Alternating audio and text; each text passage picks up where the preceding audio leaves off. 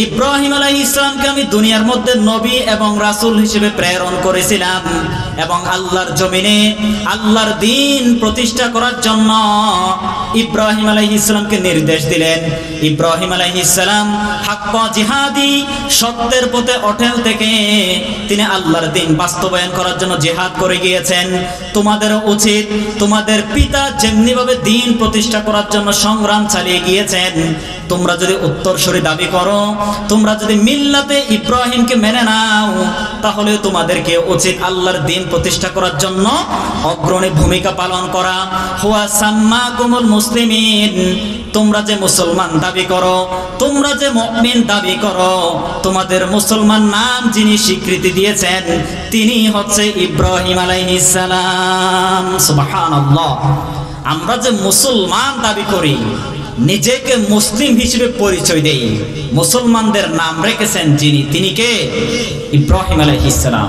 সুতরাং আমরা যদি আসলেই মুসলমান দাবি করি, আল্লাহর জমিনে আল্লাহর দেশে ইসলামের আইন, ইসলামিক ব্যবস্থা কায়েম হোক, আমরা চাই নাকি চাই না? কথা বলেন, চাই নাকি চাই না?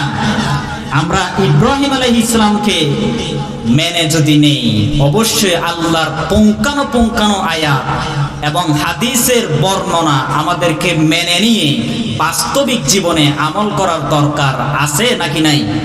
কথা বলেন, আছে নাকি নাই?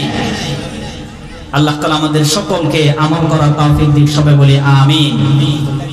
আমাদের কাছে পবিত্র রমাদানুল কারীম মাস একেবারেই সমাগত। বর্তমান যে মাসটি চলমান, এই মাসের নাম কি বলেন তো? রজব মাস। রজব মাসে তৎকালীন সময়ে আমাদের নবী করিম সাল্লাল্লাহু আলাইহি ওয়াসাল্লামের জামানায় রাসূলের জীবনকে ঘিরে দুটি ঘটনা ঘটেছিল। কয়টি? কথা বলেন, কয়টি? কোন মাসে?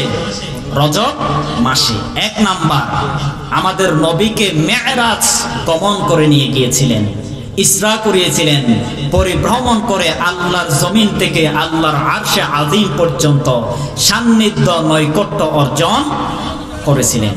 যুগে যুগে যত নবী এবং রাসূল আল্লাহ তাআলা প্রেরণ করেছিলেন, প্রত্যেক নবী এবং রাসূলকে এক একটি বড় বড় পাওয়ার মুআজিজা আল্লাহ তাআলা দান করেছিলেন। কিন্তু সর্বশেষ আমার নবীর মুআজিজা কম না বেশি? কথা বলেন, কম না বেশি? কোন নবীকে আল্লাহর কাছে নিয়ে যান নাই, শুধুমাত্র আমাদের নবী পড়ুন মুহাম্মদ সাল্লাল্লাহু আলাইহি ওয়াসাল্লাম, ওনাকে আল্লাহর জমিন থেকে উঠিয়ে নিয়ে আল্লাহর আরশে আযীম পর্যন্ত নিকটবর্তী করেছিলেন। সুবহানাল্লাহ।